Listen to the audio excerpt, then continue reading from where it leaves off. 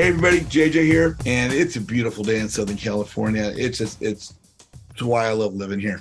But I'm really excited. We've got a great call in store for you today.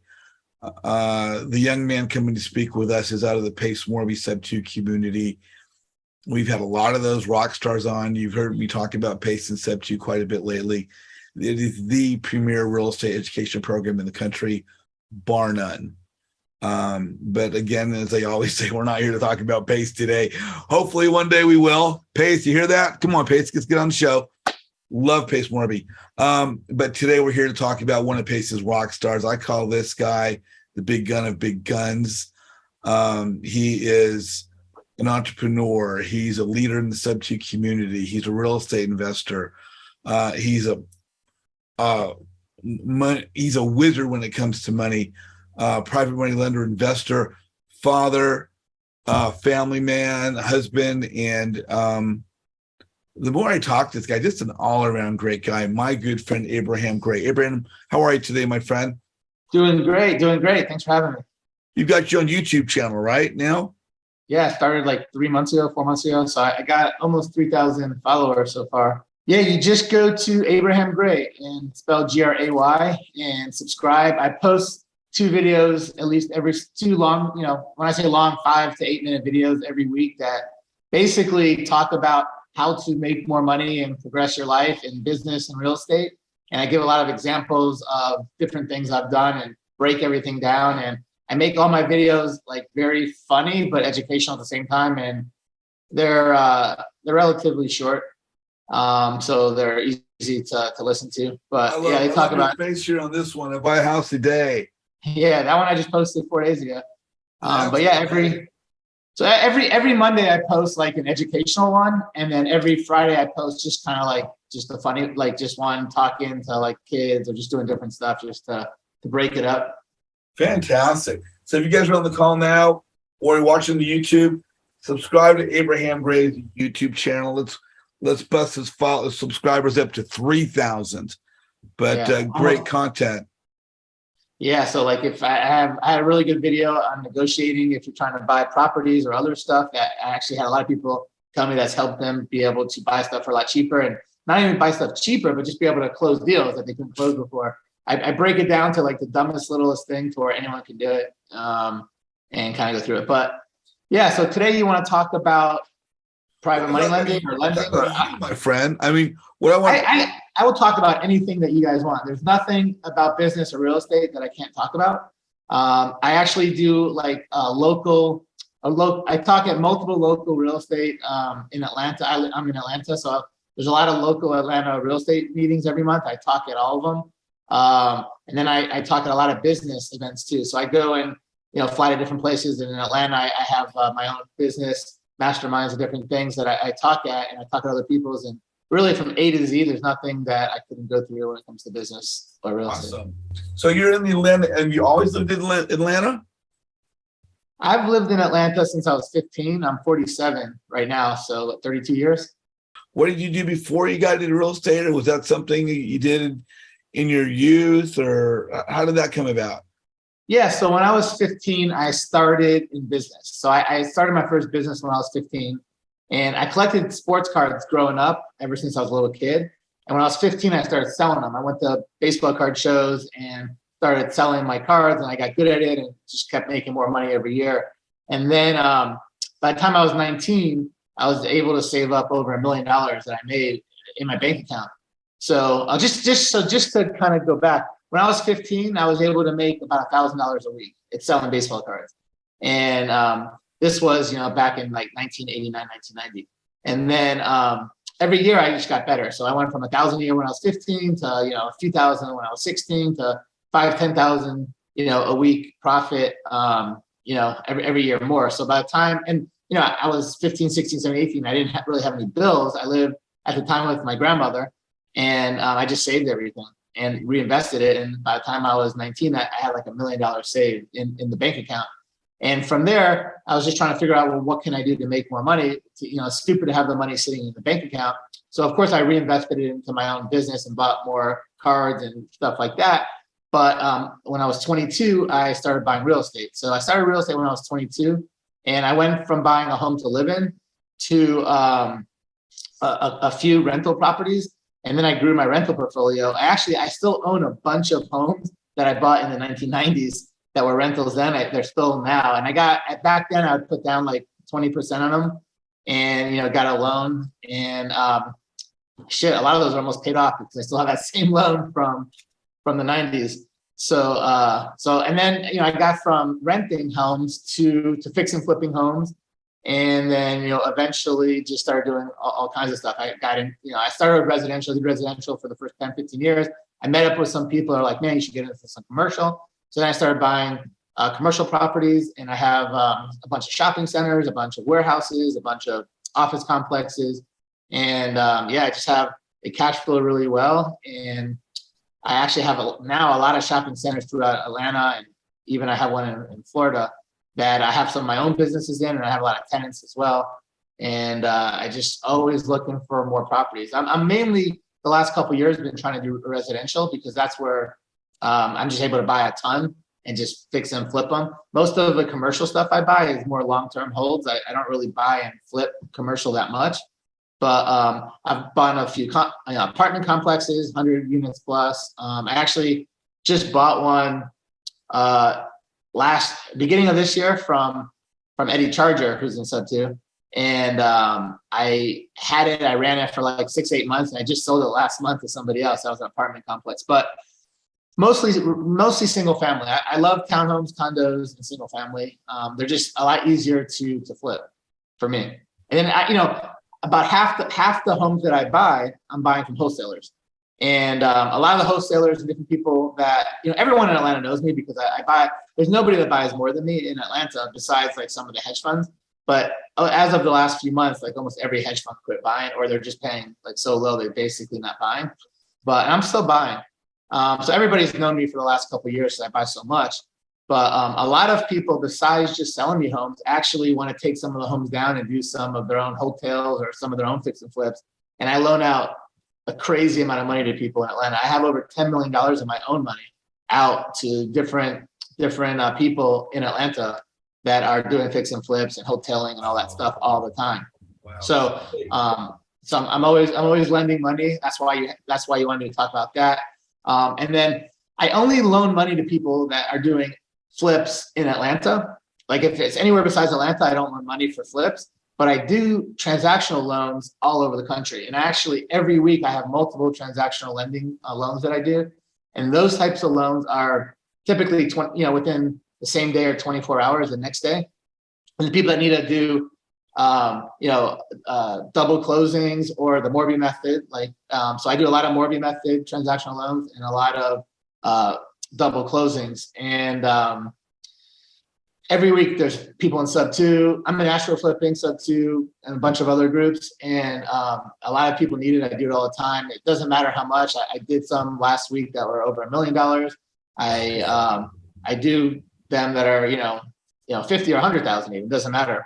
In the time that I've been in Sub 2, that's exactly what I've heard is your name is mentioned frequently because you're one of the leaders in the community. And one of the things I talk about with in the networking group is to market oneself, because as we as new investors start to market ourselves, eventually people will know our name before they know us. If you don't market yourself, you're not going to get any deals. If you don't market yourself, you're dead. The only reason why I get a lot of deals is because I market myself. If nobody knew who I was, who would ever do? How can I do a deal? Yeah, I mean, that's exactly my point. Is I've known your name long before I got a chance to talk to you, and that's an example of your name becoming your brand. Everybody knows Abraham Gray. It's just like you're very, very well known. Hey, I wanted to ask you really quick about the hedge fund thing. You mentioned that for a moment. We have some really experienced investors on the call and probably watching the YouTube video, and we have some that aren't maybe as experienced. And we talk a lot about how the market's changing, with the economy and everything now. And I wanted to touch on, for those that aren't aware, about hedge funds. Could you explain to the newbies what a hedge fund is and how the current market is affecting the industry to the point of why hedge funds are not buying right now? Yeah, so hedge funds are just big companies that raise a whole bunch of money from a bunch of investors, and then they have buy boxes, and they have a whole thing that they tell their investors, look, we're only going to buy homes built in 1970 or newer. They have to be 3-bedroom, 2-bath. They have to be this size. They have a whole buy box, and that's in there when they're getting money from all their investors. They tell people, look, this is the only stuff we're going to buy, so that's all they could buy. And then they have their all their other criteria. It has to be in this type of area, or that type of area, or this zip code, or this city, or it has to be, the rental rate has to be this much, or whatever it is. And everyone has a different criteria. No two hedge funds have the same exact criteria, but they're basically just a group of people that got together and then just raise a ton of money from a lot of investors. And then there's a CEO, COO. There's everyone that's in the company that has a different role, and then they have a bunch of people that actually go out and buy properties from wholesalers and homeowners, and that's how they buy stuff. And they have been known to pay way more than a regular type of investor.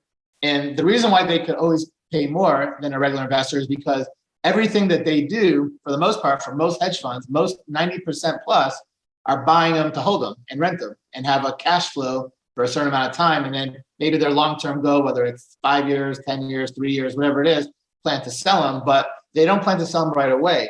So because they don't plan to sell them right away, they don't have all these costs that a regular fix and flip investor would have, right? So when you are a fix and flipper, you're going to fix it up, and then you're going to put it on the market and sell it. And then you have all these different costs. You have realtor fees when you sell it that they don't have. So that instantly saves them 4%, 5%, 6%. You have holding costs, the whole time you're trying to fix it up, the whole time you're trying to sell it. I don't know how many months that is, but you have all those holding costs and taxes and insurance and all these different things. And the house isn't generating any income. So you have all those costs. And then of course, you have closing costs. Usually as a buyer, I'm paying the closing costs when I buy something.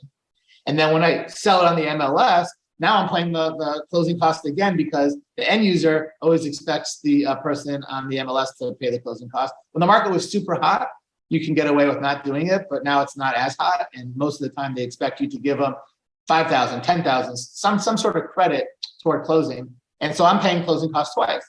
So that's more cost. But these hedge funds don't pay closing costs because they're keeping it on the second time. They don't have the holding costs because they're not really trying to fix it up like super nice and then trying to sell it on the market for a few months. And the main thing is they don't have these realtor fees when they're selling it because they're keeping it. So they could instantly pay 10, 15% more than anybody else. They also don't have hard money loan costs. Although I pay cash for everything, so I don't have hard money loan costs, but most fix and flippers have hard money loan costs. And over the course of a fix and flip, it's usually 5% at least, because they're paying, a couple points up front, a point every month. Within 3 months, they're paying 5%. A lot of times it takes a lot longer. So hedge funds don't have any of these costs. So they could instantly pay 15% more than anybody else. And then again, as a fix and flipper, it's my money, it's your money, right? You're going to be like super, super careful because it's your money.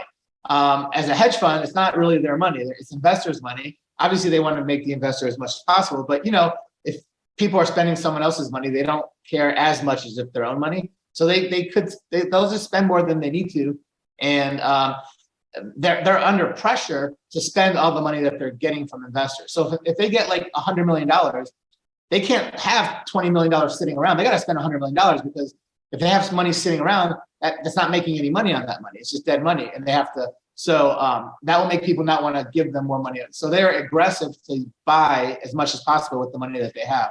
So that's the reason why hedge funds were really, really good to sell to for a long time because of those reasons.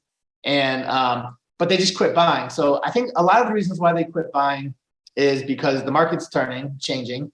But also I think that from what I see in Atlanta, all the hedge funds have bought hundreds and hundreds, thousands of homes over the last year or two. And they can't even get to the rehab on them all. They just don't have enough people to rehab. So I know like tons of homes I've sold them 6-8 months ago are still not even rehab and ready to rent out. So I think that because they were just needed to spend so much, they were spending and buying stuff, and they thought they could just rehab all the stuff, and they just realized they can't rehab everything as fast as they need to get it on the market, to get the rental going. So I think that's another reason. But again, they see that the market is changing. If you watch the news, that's all they talk about is the market is turning and going down. And I think their investors are a little bit, scared when they hear that. So they're probably not getting as much money to buy stuff, and they just want to be more careful in case it does take a major correction. How do you determine what's going to be the least risk or the best option for you to pursue as a private money lender?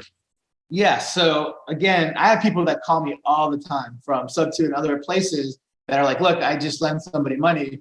I have some problems. What should I have done differently? Or before they do it, they ask me, does this seem like something that's good or not? And what I notice is people have no idea what they're doing when they're loaning money, and they put themselves in a really bad position. So if you want to loan money to somebody, or if you want to, borrow money from somebody, it goes both ways. But let's just say you want to loan money to somebody. What you should do to cover yourself, first off, you got to make sure that you're not loaning somebody 100% of what they want to be safe. Now, if you know the person and whatever, and you feel really comfortable, you could, but it's more risky. The higher you loan somebody, and if somebody has no skin in the game, it's a lot more risky. So what I do is I look at, for me, and again, I only loan for fix and flips in Atlanta, so it's easy for me. What I do is I look at the property and I'm like, you know what? This is how much I would pay for the property. And whatever I would pay for the property, that's how much I'll loan you on. Because if you don't pay me, I'll take the house back. But and I'll tell you how to do that and how to protect yourself and how to get your house back and all the different steps. But for me, if I feel like I would buy the property for that price, then I would loan basically up to that amount. Now, that's if I know the person somewhat pretty decent and I feel comfortable with them, which most people I loan money to, I'm as comfortable as I could be, right? But if I don't know the person and it's a little bit shadier, then I might only loan them 90% of what I would pay or something like that. But if I would, so you might ask, well, why would I only loan 90% or 80% or whatever of what I would pay? Because I would just get the house back, right? I mean, why wouldn't I? Well, there's a lot of cost involved in getting the house back. So if they don't pay me, I foreclose on the property and I get the house back. But I have to pay the foreclosure attorney. I have some amount of time that they're not paying the interest or whatever. So there's some cost involved. So I don't want to always pay 100% to people that I don't know as well. If I know you, I'm cool. And if I've done a deal with you once and this is a second deal, third deal, then I get way more comfortable. But I have had to foreclose on some properties before, and I'm very comfortable doing that in Georgia, particularly because I know the process. And literally if you don't pay me, and I hire a foreclosure attorney, within 2 months I'll get your house. So it's that fast for foreclosing on a property if you don't pay. So the next question would be, well, how do I protect myself if I loan money to somebody, right? So there are 3 or 4 things that you need to get. There's 2 that are crucial. If you don't get these 2, then you're screwed. But then there's like a couple other things you should get as well. So the 2 that you have to get is one is called a deed of trust, a security deed. In Atlanta, in Georgia, it's called a security deed. But it could be called a deed of, it could be like a few different things, but security deed is what it's called here. Sometimes it's called a deed of trust. In some states, it's deed of trust. But in Atlanta, in Georgia particularly, it's called security deed. So I get a security deed. That's good. I'm in California. So I've got several properties here. I have deeds to those properties. Is that the same thing as what you're referring to there in Atlanta? It's a deed that basically says, if this person doesn't pay me, this is like a lien on the property that I have because of this. Okay. And it's either almost every time I've heard it called a security deed or a deed of trust. Thank you. There's probably some other states that call it something different because different states call stuff differently, but those are the 2 most common. And you always have to get that. And then what else do you have to get? You have to get a promissory note. The promissory note, okay, so the deed of trust or security deed shows that you loaned them this amount of money and that this is how much they owe you. The promissory note will show the terms of the deal, right? It will show, look, I lent them $100,000. I'm expecting, 12% interest, and they have to pay me back in full within 6 months out of 6-month balloon on it. So all the terms are on there, right? And they have to pay me monthly, or they have to pay me at the end of the term, or they have to whatever. So the promissory note will show it'll show who lent the money, who's borrowing the money, and it'll show all the terms and when the money is due. And it'll show if they're late or not late after certain days. So those two things work hand in hand. If you have a security deed and you don't have a promissory note, the person could say, yeah, I owe you this money, obviously, right? You have a lien on the house, but I didn't have to pay you today. I didn't have to pay you in a month from now. I could have paid you whenever I wanted to. But the promissory note will show exactly how much they're loaning, what the interest rate is, and when they have to pay it back. If they don't pay it back by a certain time, or they don't pay the interest by a certain time, they're in default and you can foreclose on the property. So those two things are critical, right? Then the next couple things that you really want to get, there's two more things that you want to get. One is you want to make sure that the person has insurance on the property, because the property is your collateral. So obviously the security deed and promissory note saves you to where you're going to get that property back. But what happens if the property catches on fire and burns down? Now you don't have any collateral anymore, and now you can lose all your money. So if you make sure that they have insurance, then if the house burns down, the insurance company will pay you back, and that's how you get your money back on collateral. And you make sure that the insurance will cover 100% of the amount of the loan or more, so you are covered that way. And then the fourth thing that you would get is a lender's title policy. So a title insurance is when you buy a house, you have the option to buy title insurance or not. Most people buy title insurance. You don't have to. I actually don't buy title insurance on most of the properties I buy, but I do buy on some. But a title insurance will basically protect you if somehow there was some fraudulent things that happened in the signing. Let's say I'm buying your house, you signed for it, but it's really not your house, it's somebody else's house. And they're like, wait, you had the wrong person sign. He didn't buy it from me. You wired them, but it's my house. So title insurance will protect you if somebody does some sort of fraud or cheats you out of a house. Or a lot of times, there's liens on a property that the closing attorney or title company doesn't find when you are closing on it. And they will close and they'll say, look, everything is caught up and there's no back taxes due, there's no liens, there's no whatever. If something got missed and all of a sudden now you owe something, whether it's a water bill, whatever it is, the title insurance will cover anything that the closing attorney or title company missed, and they will take care of it. So you want to have that there when you're loaning money too, because if something got missed, you don't want to be on the hook for that either. So those are the four things that you should always have when you're loaning money. Now, I loan money on all kinds of stuff besides real estate, but real estate is the main thing I loan money on. But I literally loan money on anything of value. But if it's something else besides real estate, I make sure that I have it like in my possession, like in a safe or something like that, to where the second you don't pay me, obviously I'll call you and try to work it out. But like if you avoid me and I can't get a hold of you or we don't work it out, I'm going to sell whatever the hell I have and get my money back. So, I have all kinds of stuff. I have all kinds of jewelry. I have, all kinds of collectibles. I have all kinds of sports cards. I have, just somebody I know, I don't like doing this, but some people that I know, I'll take car titles.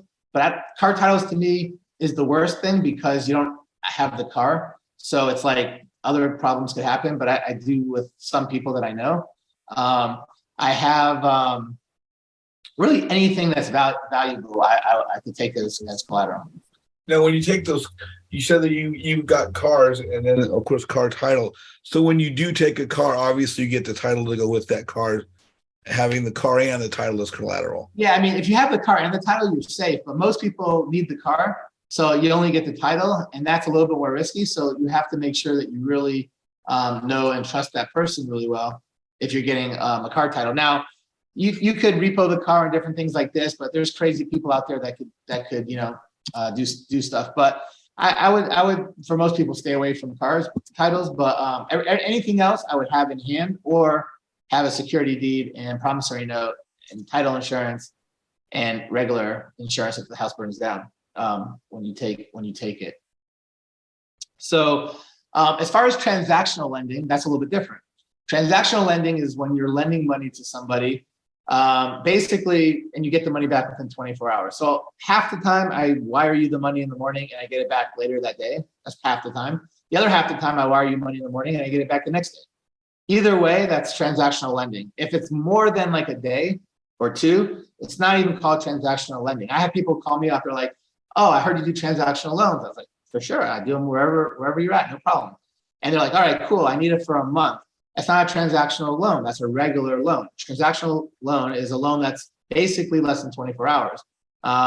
And the reason why is because you don't need a security deed. You don't need promissory notes and all these different things if you're doing a transactional loan that's less than 24 hours. Especially if you use the same title company to do the A, B, and BC. And most of the time you're going to use the same title company or closing attorney to do the A, B, and the BC. If you use different, if like one attorney does the A, B, and another one does the BC, then it's a little bit more shady, but you can still do those without all that stuff. Let me ask you, on those shorter loans, those transactional loans, is that kind of what's referred to as the gator lending, when someone needs a smaller amount of money for a short period of time? No. So I don't do any gator lending. I'm not in the gator lending course, but I know a lot of people that are. But what gator lending is gator lending is mainly loaning people money for earnest money deposits. So like, it's not just earnest money, but earnest money is the most common thing that you would do a gator loan for. So a gator lending is somebody needs $3,000, $5,000, so they can lock up a property and put earnest money down, but the wholesaler doesn't have $5,000. So now you have to get a gator lender to loan you the $5,000 so you could put this property under contract. And PACE has a special contract that is supposed to be ironclad, to where that if the person, basically you're safe where you could always get your money back. With gator lending, gator lenders charge a shit ton of interest, right? And they don't even look at it as interest. They just charge a flat fee more, right? Because the interest would be stupid. So if you're going to borrow $5,000 from someone, you're not going to charge them, 15% a year, because in the 3 weeks you're getting like no money back. It's just a waste of time. The time isn't even worth it, right? So with gator lending, you loan someone $5,000 and then you work out a deal. Look, I want, you need to give me my $5,000 back plus $2,000 or plus $5,000 or plus $3,000. Whatever works between the two of you, you just figure it out. But you're basically getting some astronomical percentage of interest, but it's a small loan, so it's not like a big amount of money you're getting. So you don't even look at it like interest. You look at it as how much money am I getting per loan. Like when I loan out $100,000, I'm typically getting $1,500 a month from somebody, right? As a gator lender, you might loan out $5,000 and get $1,500 instead of $100,000. Yeah. But it's just, there's some amount of hassle of just doing the loan, right? There's a certain amount of time of giving it and figuring out how to get it back, so you're just charging more for your time than for the amount of money that someone's giving. But that's more of what a gator lending is. I just never got into that because there's so many people out there that do gator lending now that it's just not a need. Like it's not that much money. Like you don't need, gator lenders don't loan like crazy amounts of money typically. I mean, there's some circumstances where they do, but they're loaning $3,000, $5,000, $10,000, $20,000, small amounts of money. And there's just a lot of people that can do that. So I don't need to, do that because there's plenty of other people. What I do is I loan people hundreds of thousands of dollars or millions of dollars. And there's not many people that can do that. Sevlin, you're on with Abraham Gray. What's your question? Hi, Abraham. This is great information. I was wondering, if we're worrying about have to go through foreclosure, would it be a good idea to execute a document that would be property in lieu of foreclosure? So there's something called a deed in lieu of foreclosure. And what a deed in lieu of foreclosure is let's say I loan you money and you don't pay me back. I know you would pay me back, but let's just say you didn't. But I would basically try to work something out with you. What I do is I'm like, look, you owe me $1,500, this month. You owe me $1,500 next month. The balloon's not for a few more months, so I'm not worried about getting all the money back. But you're not paying me my $1,500. You're already a week behind. Like, can you pay me? And you tell me, well, I just don't have it. I can't pay you. I'm like, all right, well, you know what? Can you give me $500 today, and then we'll figure out the other 1,000. And I'll try to work something out. If you're just like, fuck you, I have nothing, I'm not giving you shit, then we're gonna have a problem. But if I see that you're trying, I'll work with you, right? So I might ask you for 500. You're like, you know what? I have 200, or else I'm not gonna be able to eat tomorrow. I'm like, fine, let's just do the 200. I'm willing to work with someone if I see that you're trying. But let's just say I can't even get a hold of you, or you just basically don't care to even pay me back. So what I would do is give you the option at that point. If I'm talking to you, I'll be like, look, instead of me going and filing for a foreclosure and getting the house back, why don't you just sign over the house back to me, either with a deed in lieu of foreclosure or maybe even a quit claim deed. And then I would just take the house, and then you know what? I'll be like, fine, because you did that, you don't owe me any more money. We're even. I'm just taking the house. So I could do that. I could do that. If you're asking, can I do that before I even loan you the money? It's a very shady area, like to have like a deed in lieu of foreclosure, like in an escrow account with a title company, or most title companies or closing attorneys won't even like hold one, because they basically say, look, you're not technically allowed to. I have had some attorneys that will do it, but you're technically not supposed to be able to do that. And so most of them won't. But in theory, they could fight it and say, look, I signed it before that I really wanted to give it to you. So they could even, if they're smart and they know, they could fight it and say this wasn't legitimate because I didn't give it to you at the time that you were that you were behind. So it's a shady area to do it ahead of time.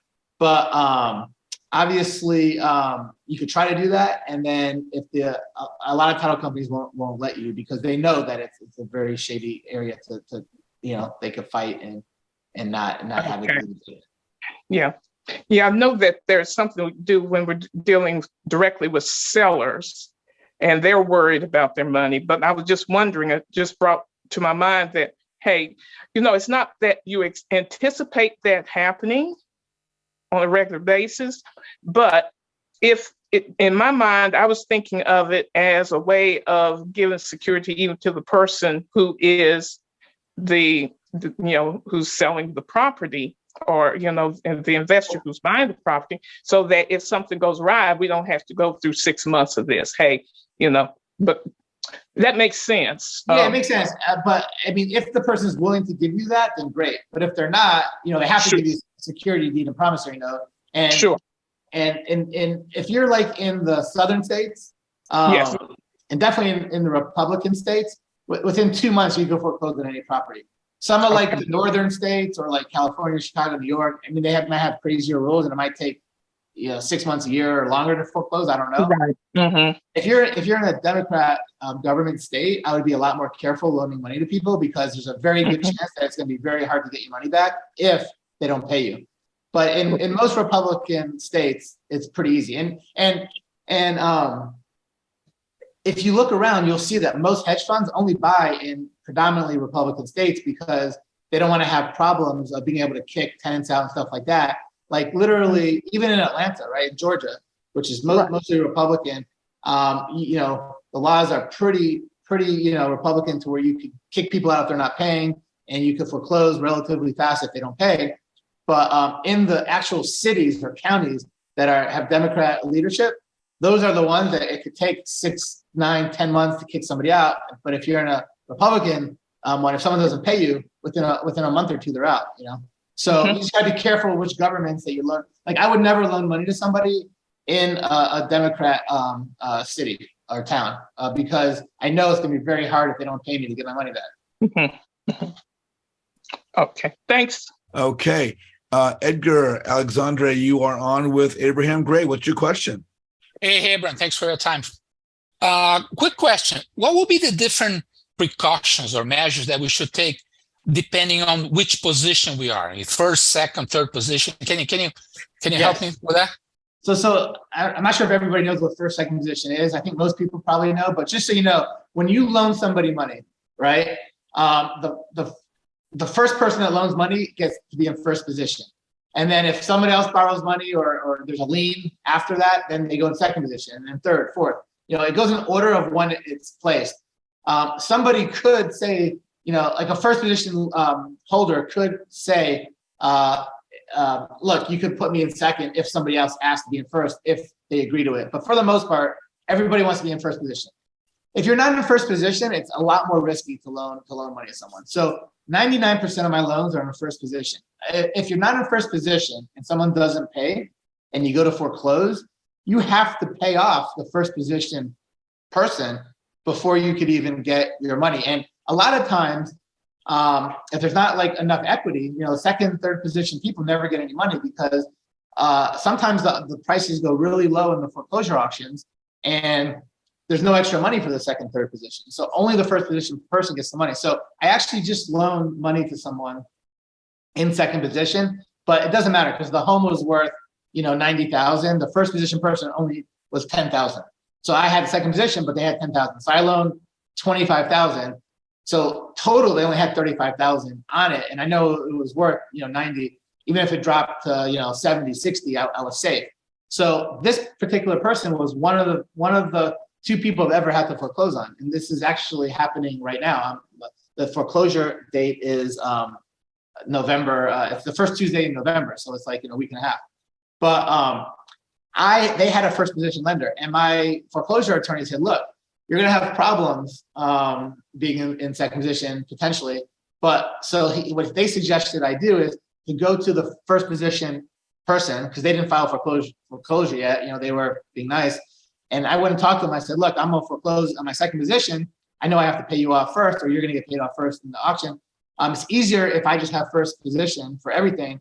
So can I buy your position out? So I went ahead and I paid them their money to be in first position. But let's just say this person owed a few $100,000 in first position, and I had another second position for 50 or 100. Would I want to have to pay this first position off, or would I want to risk, going to foreclosure auction and not selling for enough to even pay the first position off to where I'd even get all my money or part of my money? So it's a lot more risky. Now, if you're in second position and there's a shit ton of equity, then you're probably okay.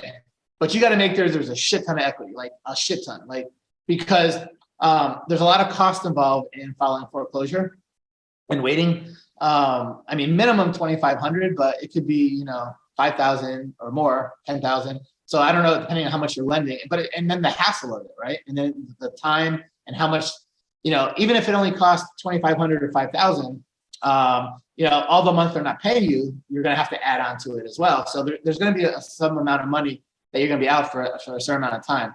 So you just want to make sure that you're going to get that money. And then the market changes. Sometimes it goes up, sometimes it goes down. So if you loan, 100% or 90% of what it's worth, by the time the foreclosure happens and, the market could have changed drastically and it could be worth 20, 30% less. So you got to be really careful that, it'll sell and you'll get whatever it sells for. But will you get all your money back if the market changes? So, when the market's going up or staying the same, you're safe. But at any time, it could change, and it drastically changed over the last 3-4 months. So, anyone that loaned a lot of money out 5-6 months ago, now people are going, not paying. Some of those people might lose money if they loan too much. So you got to be careful. You got to be careful in these other positions. But I do loan money in second and third position. I just make sure there's enough equity to where it's worth the time. And now here's the other thing. When I loan money in second position, I charge a shit ton more interest, right? So let's just say I'm charging, I typically charge 1.5% a month, right? I don't have any points up front or anything like that. I typically on most of my loans charge 1.5% up front, sometimes a little bit more. If I'm in second position, it's minimum 2 to 3% every month. Just because it's a lot more risky, right? If there's a problem, I might lose my money. So I got to make more to make up for if I ever have a problem. And the same thing, if you're dealing with someone you don't know or it's a little bit shadier, then you just charge them more interest because it's riskier, or you don't loan them money. The most important thing for a private money lender, the most important thing by far, is not really how much interest they're going to make. That's the second thing. The most important thing is make sure they get their money back. If I loan you 100,000, I want to make as much money as possible on it. But I want to make sure I get my 100,000 back. That's the most important thing. Then after that, I want to charge, a price to where it's worth it for me. And I want to make sure it's a good deal for you too. Because if it's not a good deal for you, then you're going to think I'm screwing you and you might not pay me and, we're not going to keep doing business. So I want it to be a good deal for you and a good deal for me. But I want to 100% make sure I get my money back. Great. So these, if an investor comes to you with, I have a great sub-2 deal, whatever, so you got to be really careful with that, lending them money, right? You got to be very careful. You got to be very careful lending the money in second position, because there's probably a big amount they owe in first position, and you're going to be responsible potentially for paying off the first position. Let's just say they're current with, they might be totally current, right? This could be the worst case scenario. They could be current with the first position. They could be paying them all their money, right? But they could stop paying you in second position for 5 months, 6 months, or however long. If they're paying them and not paying you, you have to buy the first position out to foreclose. Mm-hmm.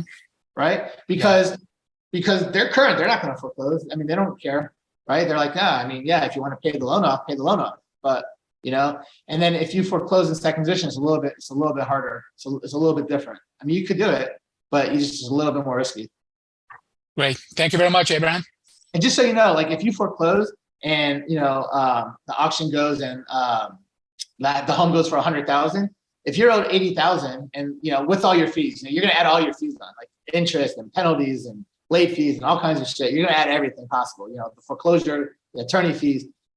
So let's just say the person owes you 80,000, and the foreclosure goes and the home sells for $100,000. What do you think happens with that 100,000? Right, you're owed 80.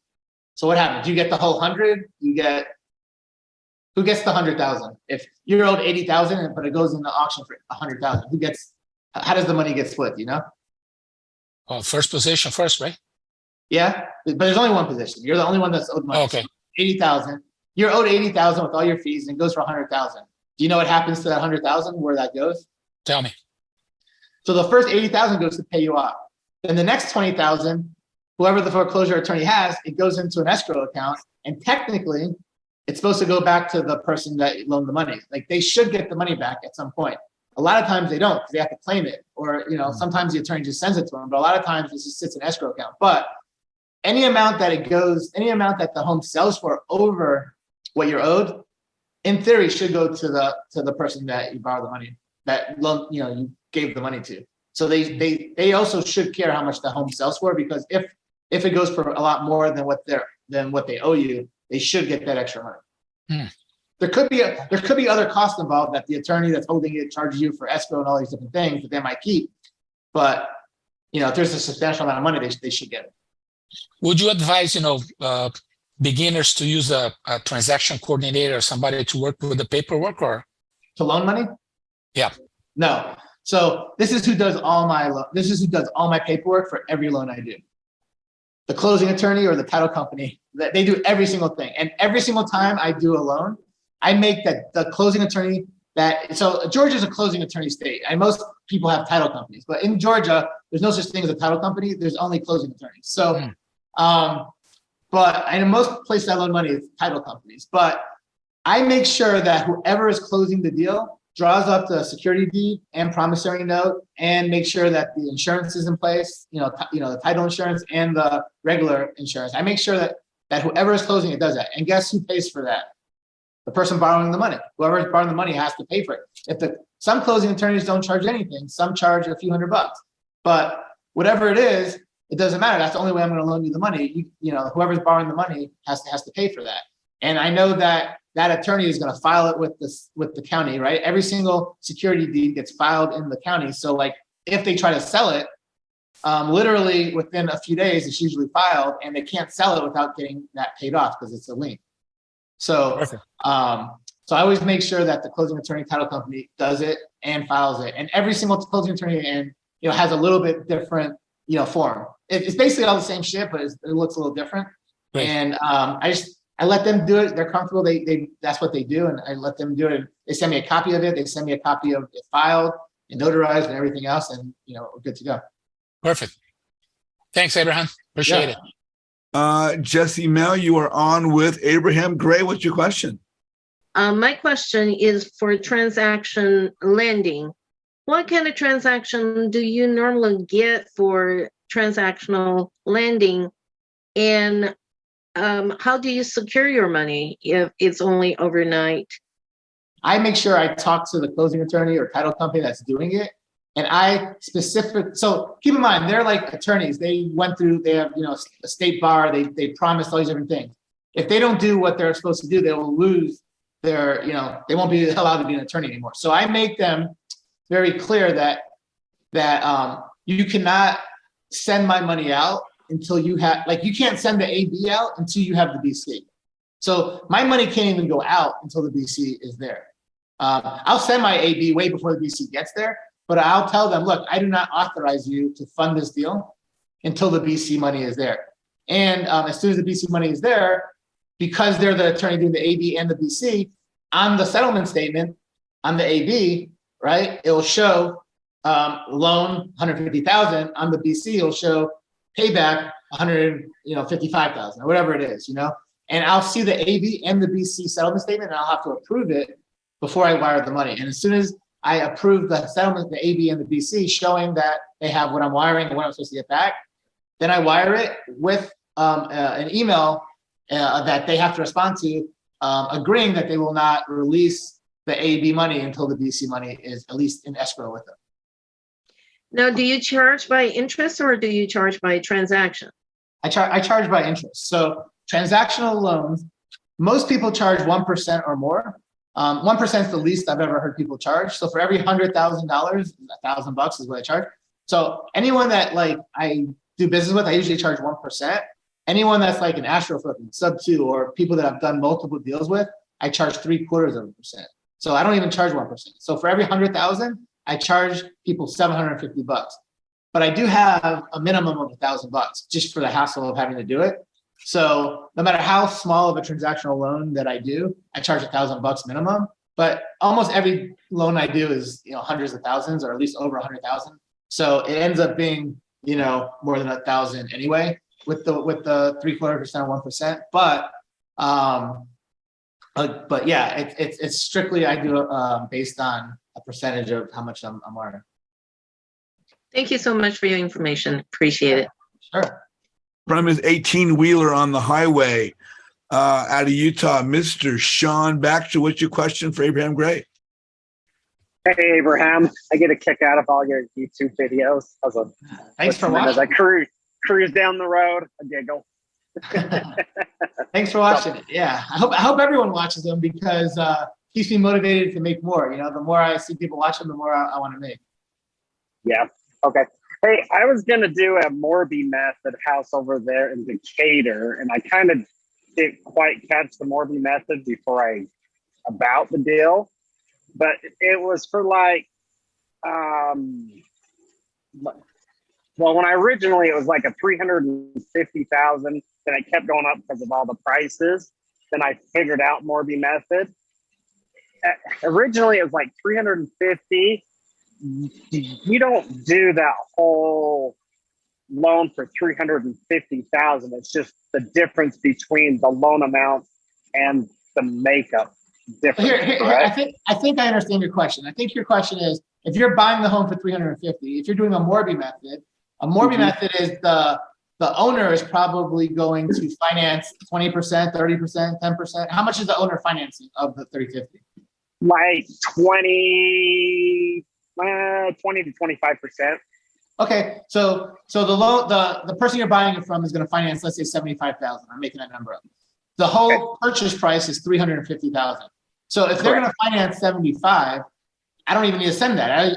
350 minus 75 is 275,000. I am going to wire only the 275, and I'm only going to charge you based on what I wire. So if you need me to wire 350, I charge you on 350. If you need me to wire 250, I charge you on 250. I'm only charging on what I'm wiring. I don't care what the sales price is. Okay, that's what I was curious on, what your percentage, but you answered on the last question. Yeah, but I would charge you 0.75%.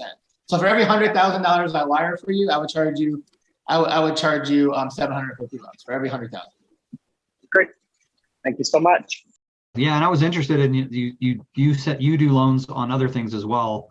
Everything. So I'm trying to open up my brain to different. There's nothing I won't do loans on. I just need to have the collateral in my possession.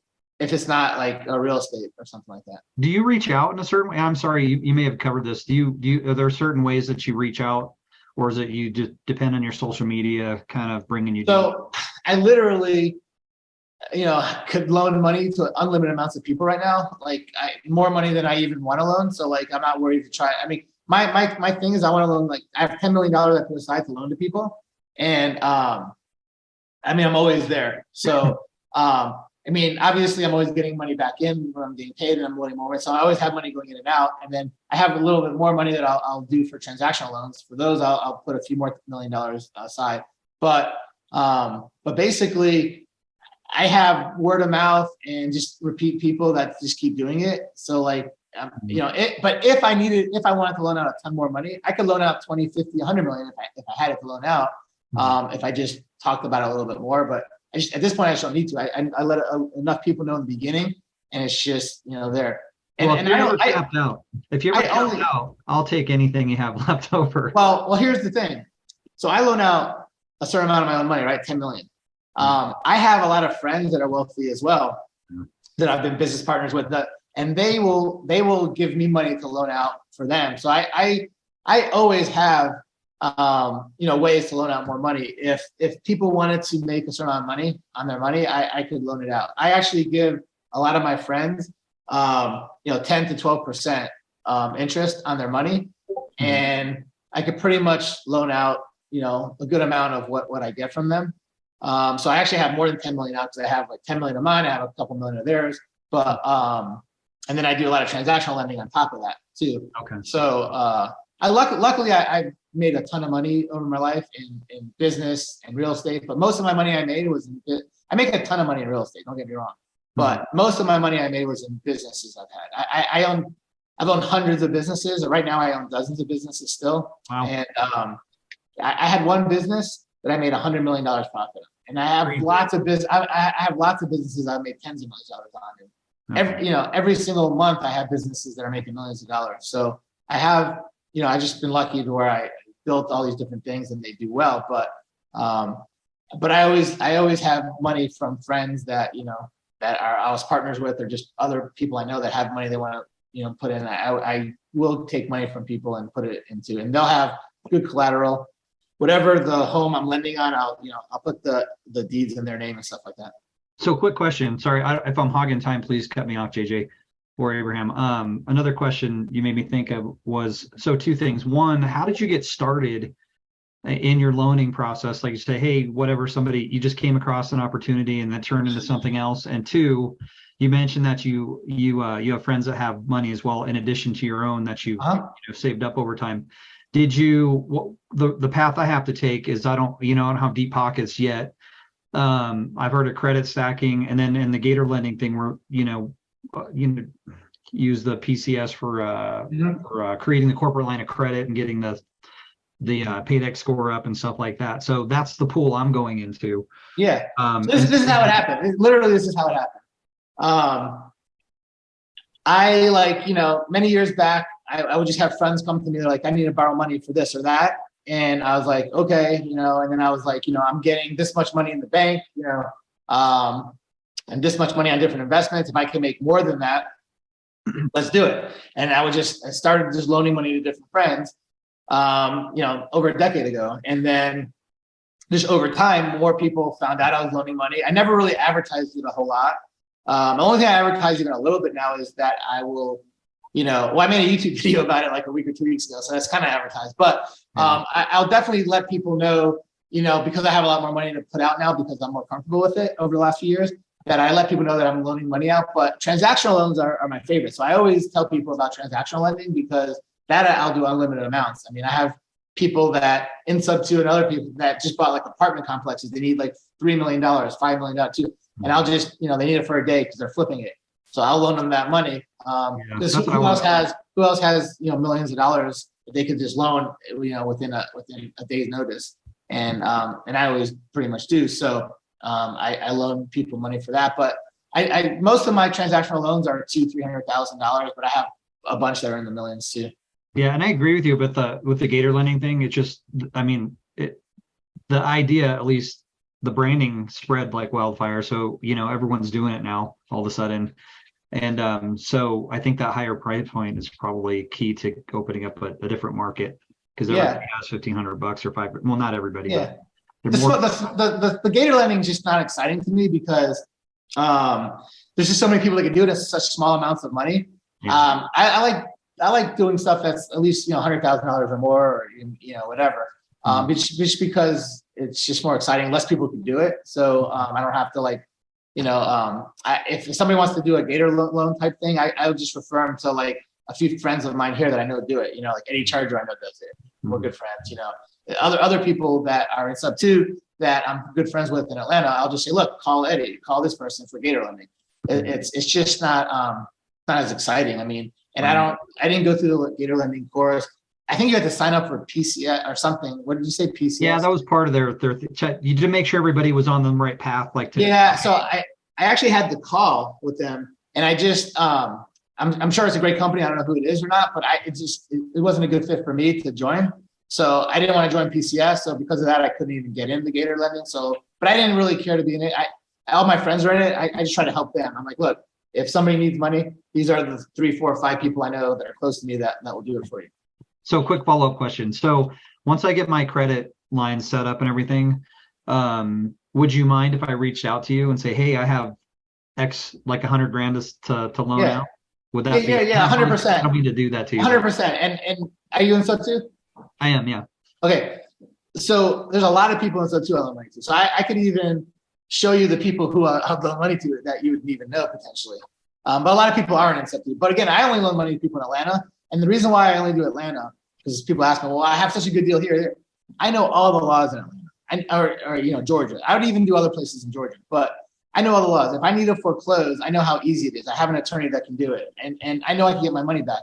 Mhm. When I start going to other states and I've had problems, I have to find the right attorney to even fight for me to do it. And I don't even know the laws. Some places are easy, some places are hard, some places have crazy rules. I don't want to have to think about it. Like I just know Georgia's it's so easy. And the other thing is when I'm comping properties, I'm really good at comping. That's why I can buy so many properties. It takes me a second. But I basically am buying stuff in Atlanta or within an hour drive of Atlanta, and I know the property so well. If you tell me a property, I probably don't even have to look it up. I can probably tell you what it's worth almost if it's anywhere within an hour of Atlanta, and I know how much I want to loan you on it. Now, if I start loaning money to people in other states, and I don't know the real estate that well. I can still comp it, but there might be something I mess up because there's something crazy about that city or something something that I don't know. I'm not going to mess up in Atlanta, so I just feel comfortable. And again, I literally could loan out, as much as I want to loan anyway in Atlanta, and it keeps turning. So there's no reason to go to other places, but it's just going to be a lot more riskier for me because I don't know if I'm comping it exactly as good, and I don't know the laws. If someone doesn't pay me, how hard it's going to be. I don't know the attorneys that I can even call, and they'll foreclose for me if I need to. Yeah, I like the singular focus too. It makes it easier. And when I say foreclose, like literally, if I do 100 or 200 loans, I might have to foreclose 1 out of 200. I mean, it's very, very minimal because I want to work it out with you. Like I don't want to foreclose. I try to work it out. It's just if someone says, fuck you, I'm not paying you, do whatever you got to do. Yeah. Then at that point, what I don't have a choice. Right on. Thank you so much. I appreciate it. Yeah. Okay, so this is a little bit off topic, but as someone who's on the younger side, I just had a question, like, what would you do if you were in my shoes as a 15-year-old, as someone who's trying to become successful? Are there any industries you see now that are worth jumping into, or just like some little golden nuggets you have? Yeah. So first off, just hearing your story from earlier, that's fucking awesome that 13-year-old, you were doing that shit. That's crazy. I mean, I started doing my business when I was 15, which is pretty young. I mean, you started even earlier. That's awesome. You're going to be like super successful when you get older. But as far as with your age, obviously you're doing really well with the, with what you're doing. And you have a company now, people are calling you for the CMR software and all that stuff. What I tell everybody is to make sure that they do something that they know about, that they enjoy, and something that's going to make money. So obviously, I mean, being 13 and being able to do that, 14, 15 now, there's very few 20-year-olds that can do that. So you have a big head start. I would obviously see what you're doing, see what's successful with what you're doing and what you think you could, how you can grow it, and just focus on that. And then see like different industries that are similar to what you're doing that you could add to your. So basically, instead of just offering what you're offering now, maybe offer something that people need. If they get yours, they also need this. And figure out what you could add so you can get, instead of making $100 per person, make $200 by adding something else that people need when they're buying your stuff. You can just sell them that too. But again, you have to pretty much do what you enjoy to some degree, because if you don't enjoy it, you're probably not going to be good at it or do it. And typically, people always ask me, well, what's the best business? What's the business you enjoyed the most? Well, the answer is always the same. The business I always enjoy the most is the business that makes the most money. There's industries that I'm in that I would have liked a lot better than other industries, but I actually like these other industries better because I'm making a lot more money on them. You tend to like a lot more what you're making money at, because when you're not making as much money at, you kind of feel like you're wasting, time. Where here, like your time, you feel like is very valuable, and you're using it as best as you can. But the two things that I made all my money on, and I've seen every rich person make all their money on, is business. Number one, like all the richest people in the world made most of their money on business, whether it's Elon Musk and Bill Gates, everyone. You look at the top, people, Warren Buffett, everyone, they made all their money on business. I mean, the billions of dollars. But real estate's right there behind it. All these people that made a ton of money in business all have a ton of real estate, and people make a crazy amount of money in real estate. So business and real estate's a little bit easier to get into right now, especially because everybody's in real estate, so you know it. But eventually, it'd be awesome if everyone could make money on business and real estate. And with what you're doing, you're already doing business. You have that company that is selling, those services to people. That's a business. And then I'm sure you're doing some real estate, you and your dad, on top of that. And you have such a head start on everybody. By the time you're, out of high school, you'll be killing it, I'm sure. Okay, thank you. I appreciate you. Michael, good to see you. Yep, good to see you too, JJ. We're going to wrap up because I know I want to go to the breakout rooms a bit, do some live networking there with you guys from all across the country. And as I said, some of you may be fortunate to be in a room with Abraham himself. But Abraham, before we move to the breakout rooms and kind of and the recording aspect of the call, the group's a networking group, my little group, I like to say. And, I'm constantly mentioning myself about the importance of networking, but coming from yourself, someone who has a long-standing career, you've been successful, you've had many businesses, real estate, outside of real estate. For those, we have a real estate related group here. But for those that are new investors, or even returning investors or current long-term investors, what do you see as the importance of possibly joining a networking group such as ours, or much less networking? What's the importance of networking or joining a group? I mean, without networking, you're just not going to ever be able to do much of anything. Like all my success has been because of networking and being able to meet people. I mean, I do tons of events all over. Some events I get paid for, but a lot of them I do basically for nothing or very little.